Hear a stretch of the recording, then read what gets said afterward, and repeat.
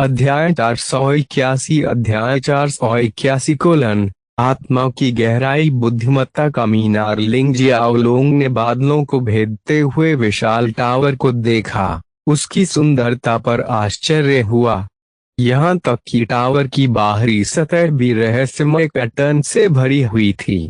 जब वह टावर की बाहरी सतह पर रहस्यमय पैटर्न देख रहा था तो उसका ज्ञानोदय आदिम उत्पत्ति सागर अचानक से मंथन हुआ। आमतौर पर दिव्य प्राणियों और अराजकता के स्वामी का मूल सागर होता है। कालातीत आत्मज्ञान बीज से व्यापक ऊर्जा के निरंतर निर्वहन के कारण लिंग श्याओलोंग का उद्गम सागर बहुत पहले ही आत्मज्ञान उद्गम सागर में परिवर्तित हो गया था। जब उन्होंने अपनी आदिम उत्पत्ति रक्त रेखा को सफलतापूर्वक जागृत किया और एक आदिम अस्तित्व में परिवर्तित हो गए तो उनका ज्ञानोदय मूल सागर भी ज्ञानोदय मूल उत्पत्ति सागर में परिवर्तित हो गया। अब जब लिंग जियाओलोंग अराजकता का राजा बन गया है और अंधेरे के अनंत विस्तार के नौपूर्ण नियमों को समझता है तो वह जानता है कि कालातीत ज्ञानोदय बीज को कैसे अंकुरित किया जाए और एक पेड़ के रूप में विकसित किया जाए। हालांकि उन्होंने फिलहाल कोई कार्यवाही करने की योजना नहीं बनाई। पहली चीज जो उन्हें करने की जरूरत थी वे आत्माओं की गहराई को समझना था। यह पहली बार था जब ज्ञानोदय काल के समुद्र का मंथन हुआ। प्रबुद्धता आदिम उत्पत्ति सागर की अचानक प्रतिक्रिया के कारण लिंग जियाओलोंग का सिर एक पल के लिए खाली हो गया। उसकी नीली आंखों का रंग अपने आप बदल गया, वे सुनहरे रंग में चमकने लगीं। उसी समय उसके मन में जैसे कुछ सूझा। ये सब कुछ ही सेकेंड में हो गया। उसके बाद लिंग जियाओलोंग अपने होश में वापस आ गया। तो यह ऐसा ही है, ऐसा लग रहा था जैसे उसे इस अचानक एहसास से कुछ असाधारण हासिल हुआ हो। उसने सिर हिलाया और हाथ हिलाया। टावर की बाहरी परत पर जो पैटर्न थे वे उसके हाथ के ऊपर भी दिखाई देने लगे। यह बिल्कुल वैसा ही रहस्यमय पैटर्न था। बुद्धिमत्ता का मीनार स्पिरिटेरियम की एक प्राकृतिक जन्मजात कलाकृति हुआ करती थी। बुद्धि का मीनार वास्तव में एक मीनार नहीं है, मीनार सिर्फ इन रहस्यमय पैटर्न की अभिव्यक्ति है। मौजूद व्यापक ऊर्जा के कारण मैंने बहुत कुछ हासिल किया है। मेरे ज्ञानोदयकालीन मूल सागर में लिंग जियाओलोंग के हाथ के ऊपर तैरते रहस्यमय पैटर्न गायब हो गए। लिंग शियाओलोंग का लक्ष्य इस पैटर्न को बाद में अच्छे उपयोग में लाना था। फिलहाल उन्हें सबसे जरूरी काम पर फोकस करना है। टावर के प्रवेश द्वार की सुरक्षा कर रहे गार्डों को देखकर लिंग शियाओलोंग मुस्कुराया और उनकी ओर चल दिया। उल्लेखनीय रूप से वह आसानी से भारी सुरक्षा वाले गेट को पार कर गया और टावर में प्रवेश कर गया, लेकिन किसी गार्ड को उसकी उपस्थिति का पता नहीं चला।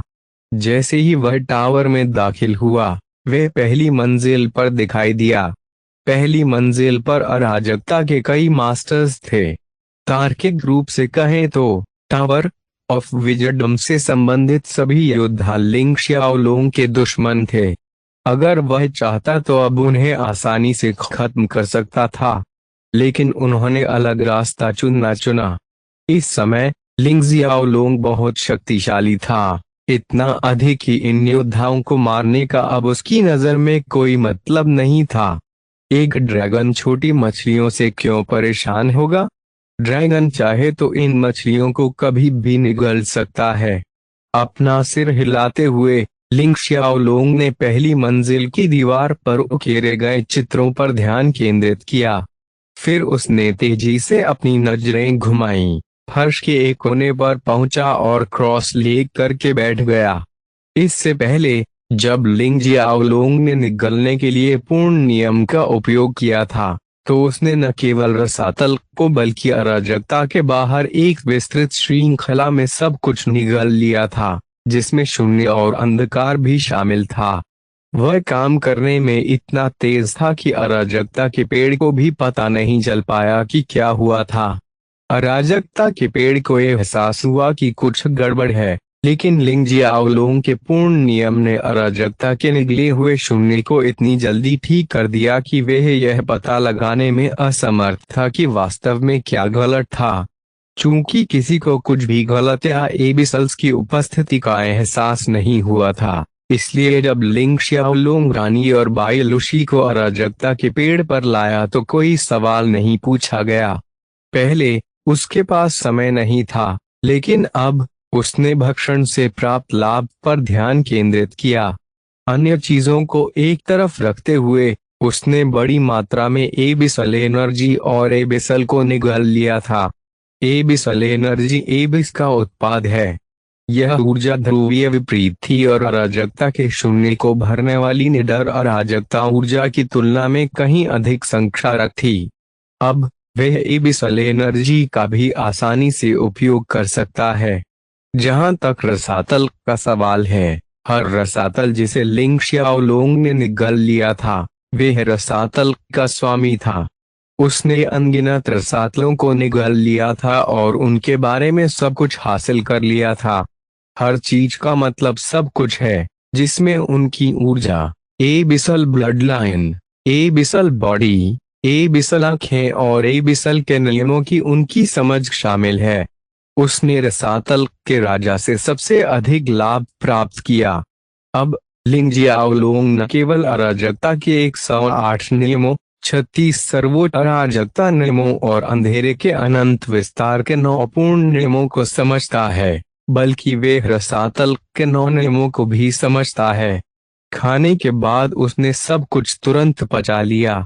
उस क्षण उसे कुछ महसूस हुआ, संभवतः निरपेक्ष नियमों की तुलना में कहीं अधिक व्यापक और गहन किसी चीज का अस्तित्व। दुर्भाग्य से वह अनुभूति केवल एक क्षण के लिए ही थी। हालांकि लिंग जियाओलोंग उस अनुभूति को कभी नहीं भूल सकता। जब उसने सर्वोच्चता के अस्तित्व को महसूस किया जो अंधेरे के अनंत विस्तार के पूर्ण नियमों से ऊपर था, तो उसे एक सर्वोच्च भगवान की तरह महसूस हुआ जो अनगिनत ब्रह्मांडीय क्षेत्रों या शायद अंधेरे के अनंत विस्तार को भी अपनी मुट्ठी में लेने में सक्षम था। वह अनुभूति इतनी अद्भुत और गहरी थी कि लिंग जियाओलोंग उसे कभी नहीं भूल सकता।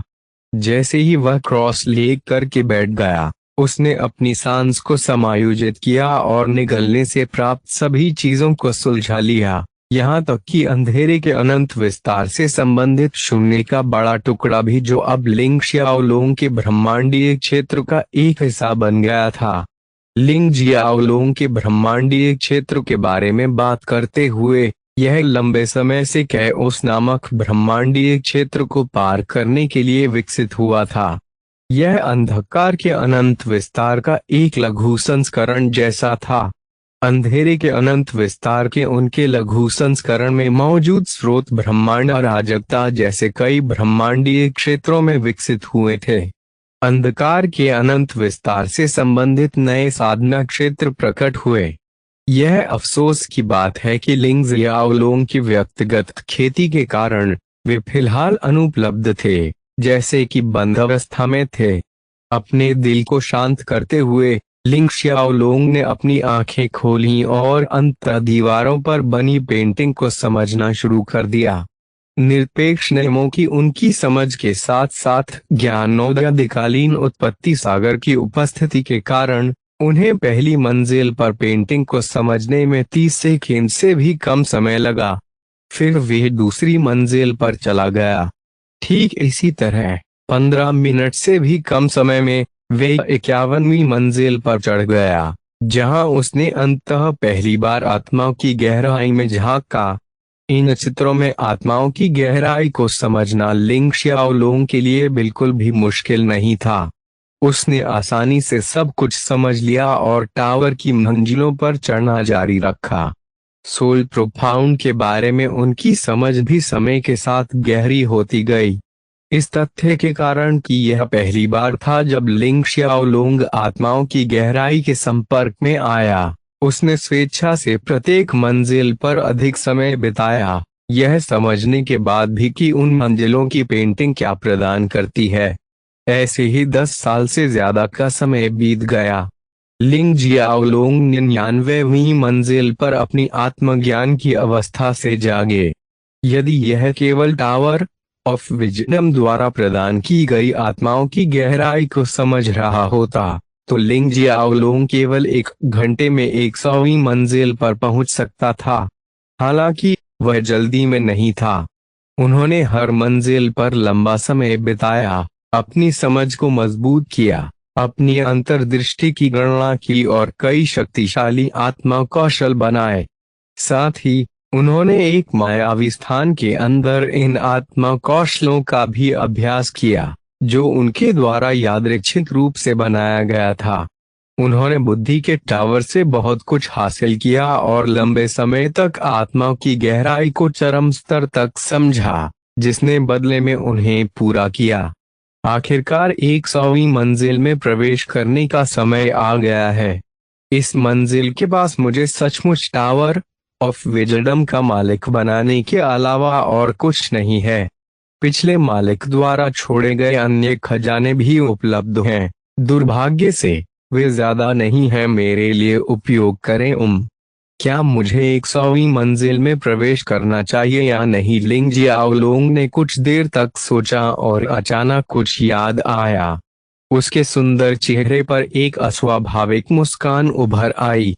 मुझे इस टावर का सच्चा मालिक बनने की कोई जरूरत नहीं है, हालांकि मैं यह कर सकता हूँ। लिंग जियाओलोंग ने चाबी और गोल्डन कार्ड निकाला और उसका उपयोग करके 100वीं मंजिल में प्रवेश किया। 100वीं मंजिल पर कोई प्रवेश द्वार नहीं था। यदि कोई व्यक्ति इस मंजिल में प्रवेश करना चाहता है, तो उसे 100वीं मंजिल पर सीधे टेलीपोर्ट करने के लिए गोल्डन कार्ड का उपयोग करना होगा, जो कुंजी भी है। यह मंजिल अनोखी थी। अन्य मंजिलों के विपरीत इसमें कोई पेंटिंग नहीं थी। दरअसल 100वीं मंजिल पर कोई दीवार नहीं थी। वह स्थान स्वयं पूर्णतः श्वेत था। बहुत दूर नहीं, खजाने का एक गुच्छा एक छोटे पहाड़ की तरह बिखरा हुआ था। इन खजानों को टावर के पिछले मालिक ने भूले हुए युग से पीछे छोड़ दिया था। दूर कोने में लिंग शियाओलोंग को कुछ अन्य खजाने भी दिखाई दे रहे थे, जो पूरी तरह से अलग आभा बिखेर रहे थे। ऐसा नहीं लगता कि ये खजाने अराजकता के हैं। संभवतः स्पिरिटास के पूर्वजों द्वारा उन्हें पीछे छोड़ दिया गया है। इस सफेद स्थान के केंद्र में टावर का स्रोत एक बड़े सूर्य की तरह तैरता हुआ देखा जा सकता है। बात सिर्फ इतनी है कि ये सूरज नीला था। को फायदान आपके लिए और अधिक अध्याय लाने में सहायता के लिए हमारा समर्थन करें। संपर्क TOS साइट अध्याय 482 अराजकता छोड़ना, रसातल को निगलना। आखिरकार इसे बनाया गया है। जब लिंग जियाओलोंग ने अपने हाथ में चमकदार मोती की चमक देखी तो उसकी आंखें विस्मय और संतुष्टि के मिश्रण से चमक रही थीं। मोती के मूल में बहुरंगी रोशनी नाचती और झिलमिलाती थी, जिससे मनमोहक रंगों की छटा बिखरती थी, जिससे आसपास का स्थान एक दिव्य चमक से जगमगा उठता था। लिंग शियाओलोंग को अपने अंदर उपलब्धि की भावना उमड़ती हुई महसूस हो रही थी, एक गहन संतुष्टि जो उसकी आत्मा की गहराई में गूंज रही थी। उस पल में वह चमकदार मोती के भीतर निहित सुंदरता और शक्ति के प्रति आश्चर्य और श्रद्धा से भर गया। मैं तुम्हें सोल फोर्स प्रिज्म ऑर्ब नाम दूंगा। यह एक शीर्ष श्रेणी का ईथर गार्जियन रैंक वाला खजाना था, जिसकी तुलना अराजकता के पेड़ से की जा सकती है। हालांकि सोल फोर्स प्रिज्म ऑर्ब केवल ईथर गार्जियन होने तक ही सीमित नहीं था। इसकी सतह पर ऐसे पैटर्न उकेरे गए थे जैसे लिंग शियाओलोंग ने टावर ऑफ विजडम की बाहरी सतह से समझे थे। उल्लेखनीय रूप से ये पैटर्न कहीं अधिक जटिल और गहन थे। जब तक मैं इस सोल फोर्स प्रिज्म ऑर्ब पर अपने पूर्ण नियमों का उपयोग करता हूँ, यह ईथर गार्जियन रैंक की बाधा को तोड़ देगा और अगले स्तर तक विकसित हो जाएगा, लिंग शियाओलोंग ने आत्मविश्वास से कहा। यह एक खजाना था जिसे बनाने में लिंग जियाओलोंग ने टावर ऑफ विजडम की 100वीं मंजिल पर 1000 साल बिताए थे। आत्मा की साधना के लिए यह खजाना परम धोखा कहा जा सकता है। लिंग जियाओलोंग ने इस धोखाधड़ी को बनाने के पीछे का उद्देश्य अपने उपयोग के लिए नहीं था, उसके दिमाग में एक पूरी तरह से अलग योजना थी। अब जब वे अराजकता का राजा बन गया था और अंधेरे के अनंत विस्तार को नियंत्रित करने वाले 9 पूर्ण नियमों को समझ गया था, तो उसका कृत्य चरम स्तर तक विस्तृत हो गया था। लिंग जियाओलोंग एक शिष्य को विकसित करने के साथ साथ कुछ असाधारण हासिल करना चाहते थे। अपनी वर्तमान ताकत, साधना और नियमों की समझ के साथ शून्य प्रतिभा वाले एक नश्वर व्यक्ति को सर्वोच्चता के लिए मार्गदर्शन करने से उसके लिए कोई कठिनाई नहीं हुई। उन्हें शिष्य स्वीकार करने की कोई आवश्यकता नहीं थी। लिंग जियाओलोंग किसी भी यादृच्छिक व्यक्ति को अपने शिष्य के रूप में स्वीकार कर सकते थे और उन्हें सत्ता के शिखर तक पहुंचा सकते थे। फिर भी उन्होंने अराजकता से एक शिष्य को स्वीकार करने की योजना नहीं बनाई। वह एक अलग ब्रह्मांडीय क्षेत्र से एक शिष्य को स्वीकार करना चाहते थे। चूंकि वह एक शिष्य और अपने पहले शिष्य को स्वीकार करना चाहता था, इसलिए उसे उन्हें एक उपहार देना था। सोल फोर्स प्रिज्म और वह उपहार होगा। इसके अलावा सोल फोर्स प्रिज्म और आत्मा की साधना के मार्ग पर चलने वाले किसी भी व्यक्ति के लिए एक सर्वोच्च धोखा था। यही कारण है कि लिंग जियाओलोंग ने स्पिरिटेरियम नामक ब्रह्मांडीय क्षेत्र से एक शिष्य को स्वीकार करने की योजना बनाई। सोल फोर्स प्रिज्म और पहले से ही एक सर्वोच्च खजाना और सबसे अनोखा था, लेकिन इसका मूल्य इस तथ्य के कारण अत्यधिक स्तर तक बढ़ गया कि लिंग जियाओलोंग ने इसके अंदर टाइमलेस इनलाइटनमेंट ऑर्ब को छिपा दिया था। अपनी वर्तमान ताकत और नियमों की समझ के साथ शाश्वत ज्ञानोदय बीज को अंकुरित करना उसके हाथ हिलाने जितना ही सरल था।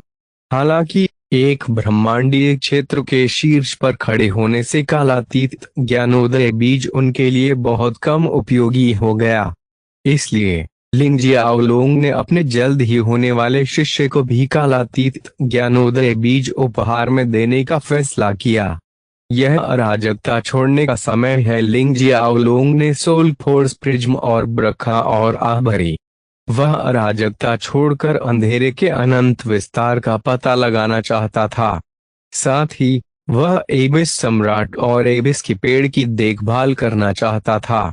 टावर ऑफ विजडम में समय की इस अवधि के दौरान लिंग जियाओलोंग को एक अनुभूति हुई कि जब तक वे एबिस द्वारा पेश की गई हर चीज को समझता है, कैओस की तरह, वे उस रहस्यमय अनुभूति को समझ सकता है जो उसने एबिसल्स की सेना और एक छोटी सी सेना को निगलने के बाद महसूस की थी।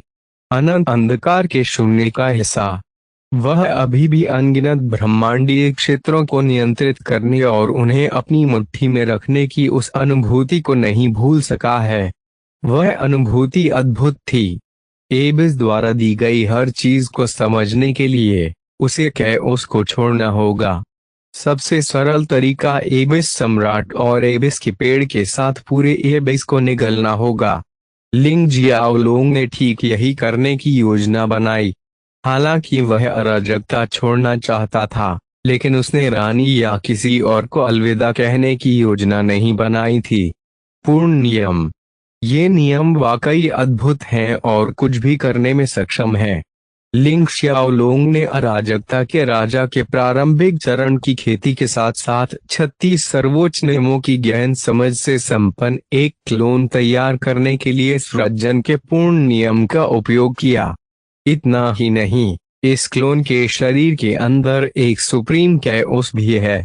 हालांकि यह एक क्लोन था, यह एक कौशल के माध्यम से बुलाई गई मात्र रचना से कहीं अधिक था। इस क्लोन के पास लिंग जियाओलोंग से अलग अपनी विशिष्ट आत्मा थी। यह अपनी स्वतंत्र इच्छा का प्रयोग करता था, स्वतंत्र विचार और कार्य करने में सक्षम था।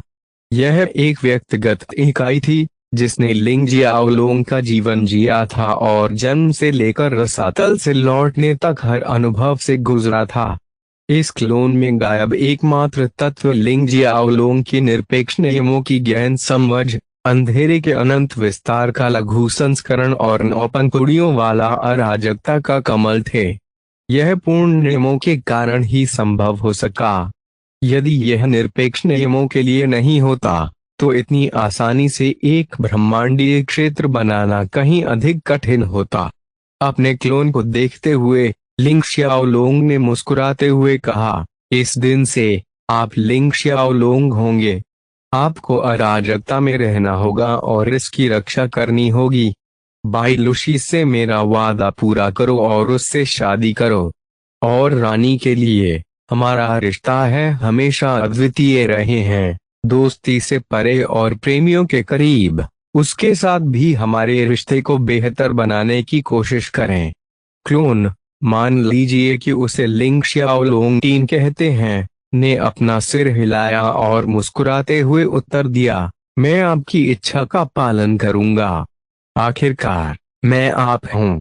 यह अफसोस की बात है कि आप मैं नहीं है। हा हा हा हा। लिंग जियाओलोंग जोर से हंसा और गायब हो गया। वह बिना किसी को अलविदा कहे अराजकता से निकल गया। अलविदा की कोई जरूरत ही नहीं थी, क्योंकि वे अभी भी अराजकता में है। रसातल सम्राट आराम से एक ऊंचे सिंहासन पर बैठा था। सिंहासन के पीछे आकाश में लाल बादलों को चीरता हुआ एक विशाल राक्षसी वृक्ष गर्व से खड़ा था। यह वृक्ष रसातल का वृक्ष था। एबिस के अनगिनत मास्टर्स उसके सामने घुटने टेक रहे थे और एबिस सम्राट से व्यक्तिगत रूप से कार्य करने और अराजकता को नष्ट करने के लिए कह रहे थे। क्या उसके प्राणियों ने वास्तव में एबिस के अपने कई स्वामी और यहाँ तक कि एबिस के दूसरे राजा को मारने का साहस किया, जो एबिस सम्राट का एकमात्र पुत्र था। इन एबिसल्स को कोई अंदाजा नहीं था कि उन अनगिनत एबिसल्स की मृत्यु कैसे हुई। वास्तव में उनका अस्तित्व पूरी तरह से मिट गया प्रतीत होता है। यहाँ तक कि एबिस सम्राट का बेटा भी, जो एबिस की सीमा को पार करने के लिए अपने पिता की ताकत और ट्री ऑफ एबिस के साथ दोस्ती पर भरोसा करता था, मारा गया। हाँ, इन रसातल को नहीं पता, लेकिन रसातल सम्राट जानता था कि इतने सारे रसातल को मिटाना और उसके बेटे को मारना लिंग शियाओलोंग का काम होना चाहिए। वह लिंग शियाओलोंग के खिलाफ गया था और उसके साथ कई राउंड लड़े थे, इसलिए वह जानता था कि लिंग शियाओलोंग एक आसान प्रतिद्वंद्वी नहीं था। इसीलिए वह पहले से ही 1000 साल से भी अधिक समय से चुप थे। वह कोई लापरवाह व्यक्ति नहीं था, इसलिए वह जानता था कि लिंग जियाओलोंग के खिलाफ जाते समय वह एक भी गलती नहीं कर सकता। इसीलिए वह इतने समय से सावधानी पूर्वक अपने अगले कदम की योजना बना रहे थे। दुर्भाग्य से उन्हें कभी भी अपनी योजनाओं को गति देने का अवसर नहीं मिला। क्यों? ऐसा इसलिए क्योंकि उसे कुछ अजीब सा महसूस हो रहा था। इस समय ट्री ऑफ एबिस ने भी कड़ी प्रतिक्रिया दी। इससे पहले कि वे समझ पाते कि क्या हो रहा है, उन्होंने आकाश में एक विशाल मुख को मंडराते देखा। इसके चेहरे की कमी के कारण किसी भी लक्षण को पहचाना असंभव हो गया था। यह बस एक विशाल फैला हुआ मावा था जो ड्रैगन जैसा दिखता था। कोई भी विरोध करने में सक्षम नहीं था, यहाँ तक कि अत्यधिक शक्तिशाली एबिस सम्राट और एबिस के पेड़ भी नहीं। सबको निगल लिया गया। सब कुछ निगल लिया गया। रसातल का अस्तित्व ऐसे ही मिट गया। निस्संदेह यह लिंग जियाओलोंग का काम था, जो कुछ समय पहले ही अराजकता छोड़ कर आया था। लिंग जियाओलोंग, जो रसातल के पास शून्य में खड़ा था, उसने रसातल को निगल लिया और रसातल द्वारा प्रदान की जाने वाली हर चीज प्राप्त कर ली। रसातल और अराजकता एक ही सिक्के के विपरीत पहलू हैं। लिंग जियाओलोंग ने पहले ही रसातल के 9 नियमों को समझ लिया था।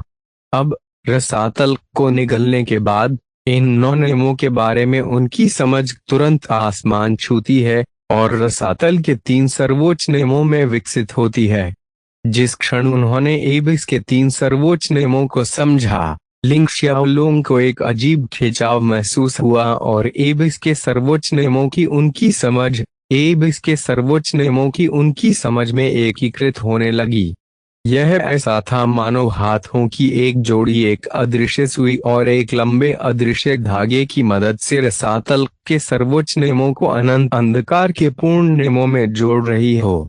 को फायदान आपके लिए और अधिक अध्याय लाने में सहायता के लिए हमारा समर्थन करें। संपर्क करें -- मैप दान करें। अध्याय 483 शून्यता का नियम। लिंग शियाओलोंग ने एबिस को निगल लिया और एबिस ने जो कुछ भी उसे दिया वह पूर्ण नियमों के साथ एकीकृत हो गया, जिससे लिंग शियाओलोंग अचानक विस्मृति की स्थिति में आ गया। लिंग जियाओलोंग का दिमाग इस समय खाली था। उसने स्वयं को कुछ नहीं में खड़ा पाया। यह जगह वास्तव में बहुत ही विचित्र थी। यह कोई जगह, स्थान, अंधेरा, शून्य या कुछ भी नहीं था जिससे लिंग शियाओलोंग परिचित था। ऐसा लग रहा था मानो यह जगह थी भी और नहीं, यह जगह थी भी और नहीं भी। सब कुछ बहुत रहस्यमय था। विस्मृति की उस स्थिति में लिंग शियाओलोंग के दिमाग में गहन जानकारी की एक श्रृंखला प्रकट हुई और उसे समझ में आया कि यह जगह वास्तव में अस्तित्व में नहीं है। यह केवल इसलिए प्रकट हुआ क्योंकि उसने अवचेतन रूप से सोचा था कि केवल जब कोई जगह होगी तो वह खड़ा होकर गवाही दे सकता है। समय और स्थान की शुरुआत, सृष्टि की शुरुआत, हर चीज की शुरुआत। पूर्ण शुरुआत क्या थी? पूर्ण शुरुआत वास्तव में पहली चीज का जन्म था जो अंधेरे का अनंत विस्तार था। शून्य से अंधेरे के अनंत विस्तार के जन्म के साथ नौ-निरपेक्ष नियमों का जन्म हुआ। समय और स्थान प्रकट हुए। बाद में अंधेरे के असीम विस्तार में एक के बाद एक रहस्यमय जीव प्रकट हुए। वे सबसे पहले जन्म लेने वाले प्राणी थे। उन प्राणियों के जन्म के बाद अनगिनत ब्रह्मांडीय क्षेत्र अंधेरे के अनंत विस्तार में कहीं से भी प्रकट हुए।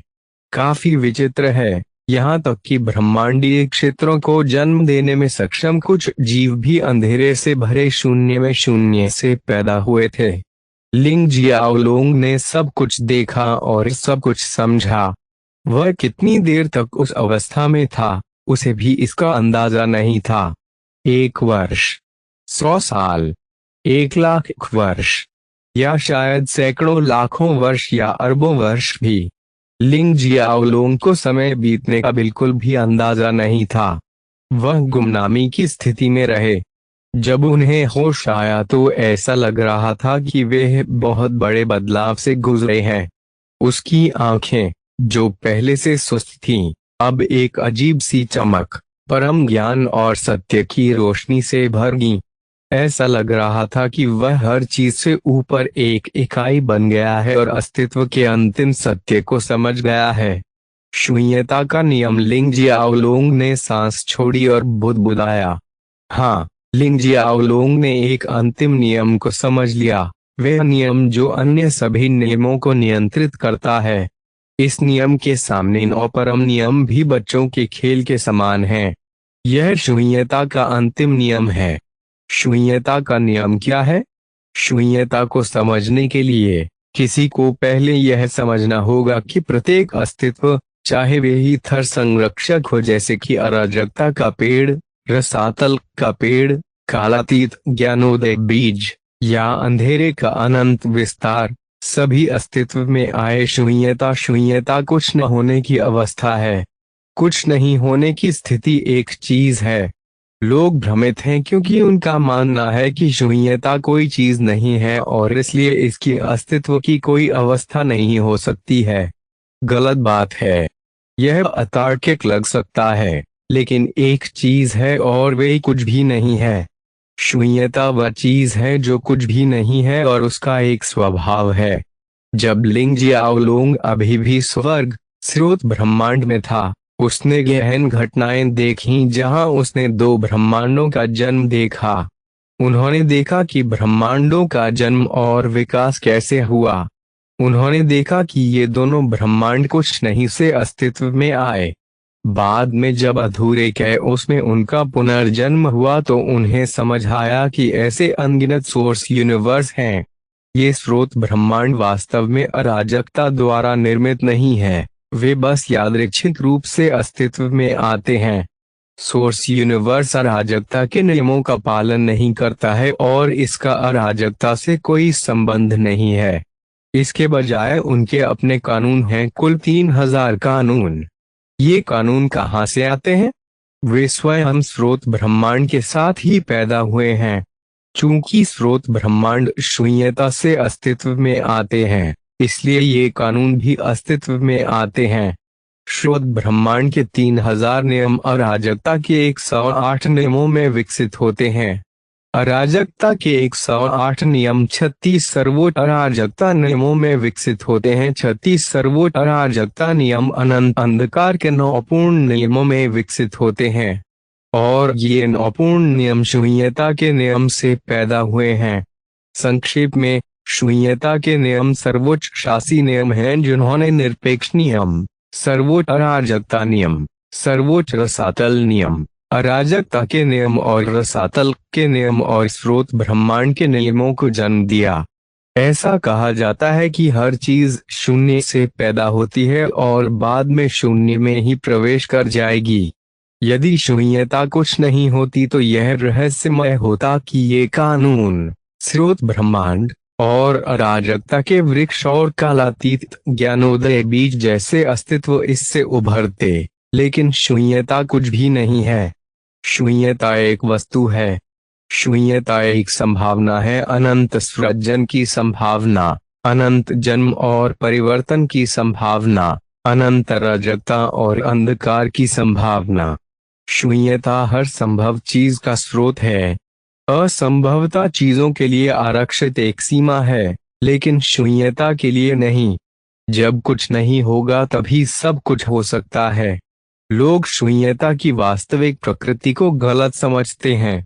वे गलती से मान लेते हैं कि शून्यता बस कुछ नहीं है और मानते हैं कि यह एक उचित मूल्यांकन है। वास्तव में यह सच नहीं है। लोग शून्यता की अपनी गलत वर्तमान समझ को अनुचित तरीके से तर्क के नियमों पर आधारित करते हैं।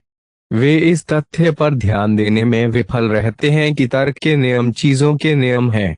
वे चीजों पर चीजों के नियमों को उचित रूप से लागू करते हैं, लेकिन जब वे गलती से चीजों के नियमों को शून्यता पर लागू करते हैं तो वे गलत धारणा का शिकार हो जाते हैं। क्योंकि लोगों का तर्क चीजों के तर्क पर आधारित होता है, इसलिए उनमें शून्यता की वास्तविक प्रकृति को गलत समझने की प्रवृत्ति होती है। वास्तव में शून्यता एक वस्तु है और एक विशिष्ट विशेष वस्तु है। कुछ नहीं का अर्थ है कुछ भी नहीं, लेकिन शून्यता का अर्थ है वे वस्तु जो कुछ भी नहीं है। शून्यता का नियम इतना गहरा है कि इसे तर्क के आधार पर समझना बिल्कुल असंभव है। हर चीज को कम से कम एक या दूसरे तरीके से तार्किक रूप से समझा जा सकता है, और सभी चीजों का शून्यता से कोई न कोई फिर भी रहस्यमय संबंध होता है। वास्तविक शून्यता की प्रकृति वास्तव में लोगों की समझ से परे है। यदि कोई अस्तित्व है तो वे केवल लिंग जियाओलोंग ही है जो शून्यता की प्रकृति, शून्यता के नियम और स्वयं शून्यता को समझता है। को फायदान आपके लिए और अधिक अध्याय लाने में सहायता के लिए हमारा समर्थन करें।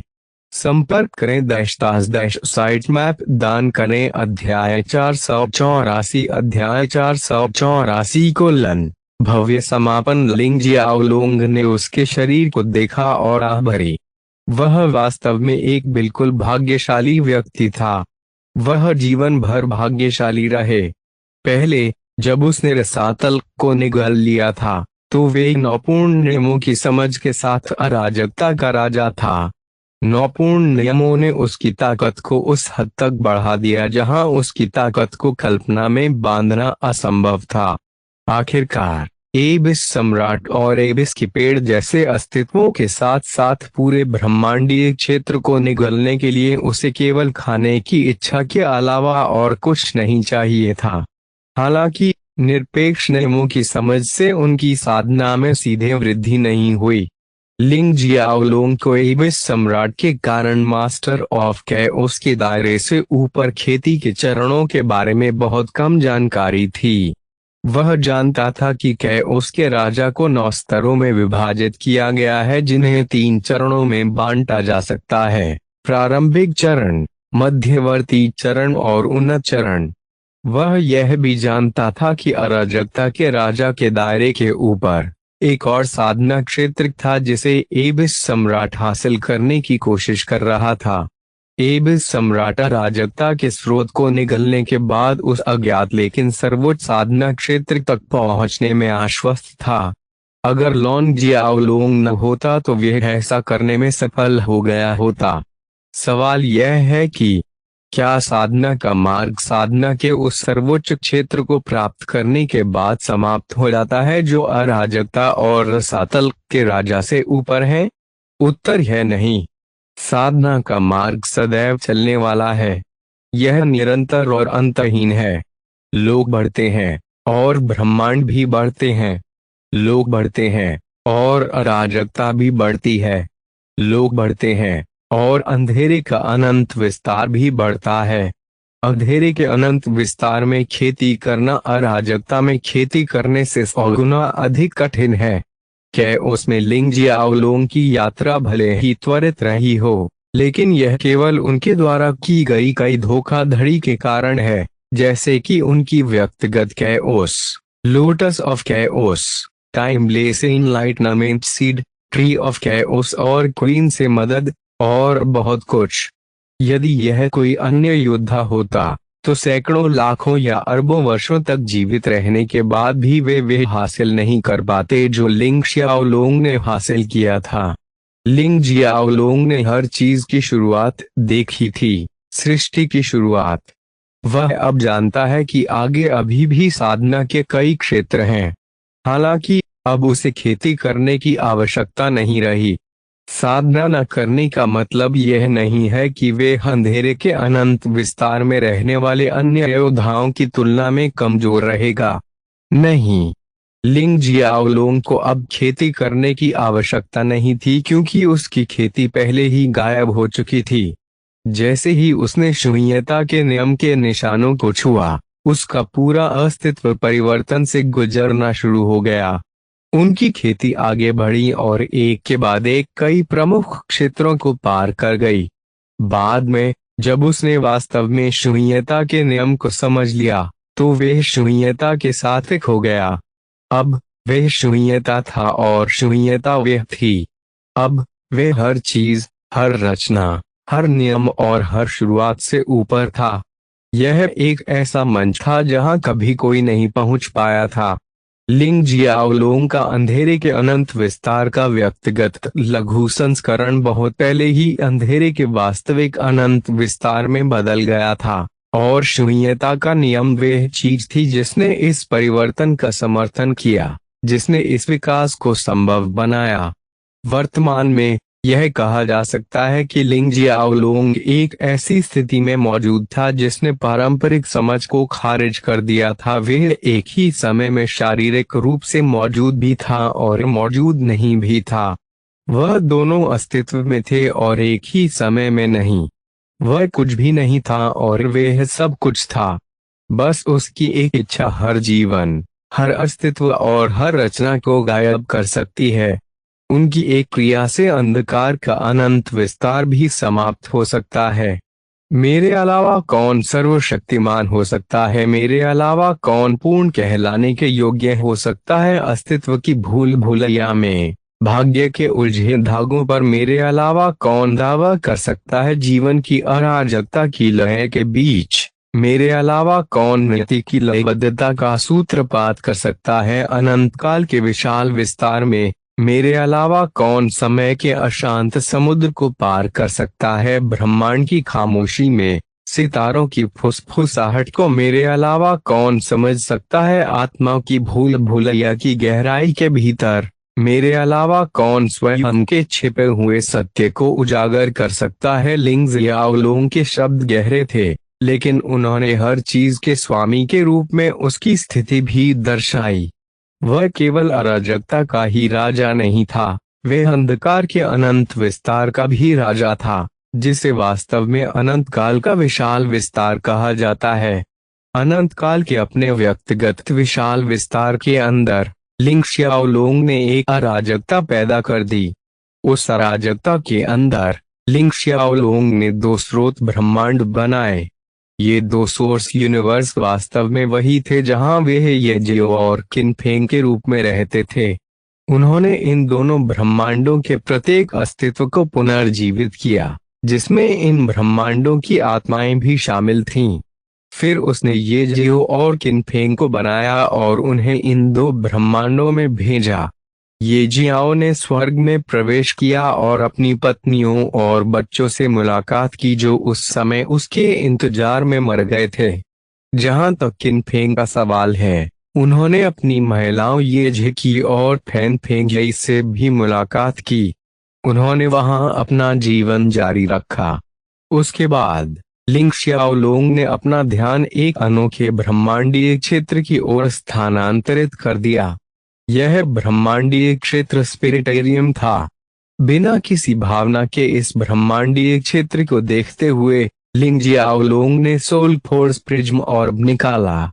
यह गोला उनके पहले शिष्य को इसे उपहार में देने के एकमात्र उद्देश्य से बनाया गया था।